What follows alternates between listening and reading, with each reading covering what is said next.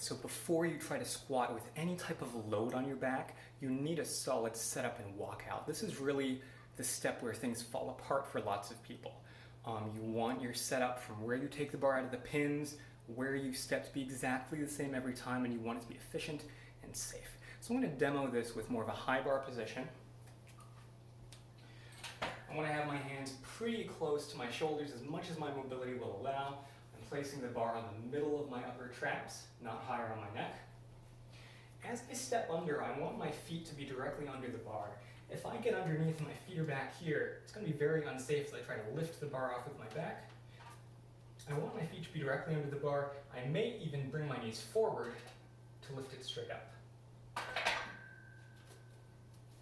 In terms of core positioning, I do want an open chest, but I feel like a lot of people exaggerate and end up in this type of position with a very arched low back. Lock the core down tight, keep the pelvis neutral, keep the ribs down. As I descend, and this is getting away from the setup a little bit, but in the bottom of a squat, it's okay if my chest faces the floor. I just need it to be open with my shoulders down and back. I really want to avoid trying to look up toward the wall in front and squat like this, unless you're deliberately high bar squatting like an Olympic weightlifter with Olympic weightlifting shoes, bottoming out on the bottom of the squat. It's really not the style that you want to try to emulate. Now, the other thing about setting up with the bar, I really want it to be at the back of the hooks. So the last thing I want is to pick it up and be unstable at all. If you have a nice solid rack, you can even ride up the side of the rack, stand up, keeping a little pressure up against the hooks, just to make sure you don't go stumbling back or lift it off unevenly or anything like that. So, bar against the back, locking my upper back, locking my core. Feet are directly underneath with the middle of my foot underneath the middle of the bar, and I'm going to stand straight up. Notice again, I'm not arched, I'm not wobbling anywhere, I stand up straight, my head is pretty much neutral, and my ribs are down. Every time I re-rack the bar just like that, straight in, feel contact on both sides, look left and right slightly if you have to. Make sure that as you look left and right, the bar does not turn with your head. Again, an important safety issue, you don't want one end to be hooked and the other end to fall off.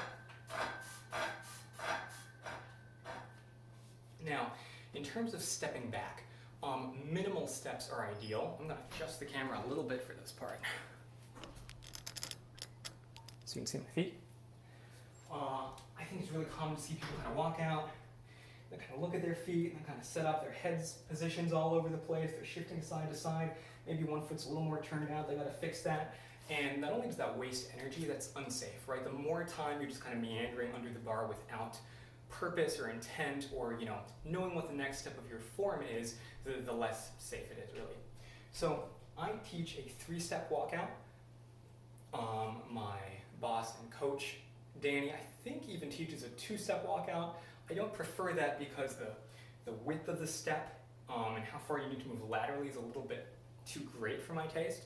But again, that's how low you can go with it. Just a single step out with each side.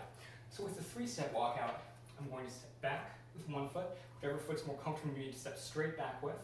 I'm going to set up my width slightly with one foot. So it's a back diagonal directly under my other hip. And then, most people want to squat wider than this. I take a step directly to the side with the foot I step with first. So here, I'm stepping back with my left. Back with the left straight. Back with the right, open out slightly, and then a straight lateral step with the left. This sets me up with the minimal number of potentially dangerous weight changes under the weight. Notice how none of those steps were especially big. I didn't have to lean to the side at all. I didn't have to look. And then to re-rack the weight, I can step back to the middle, come straight forward, and lower it to the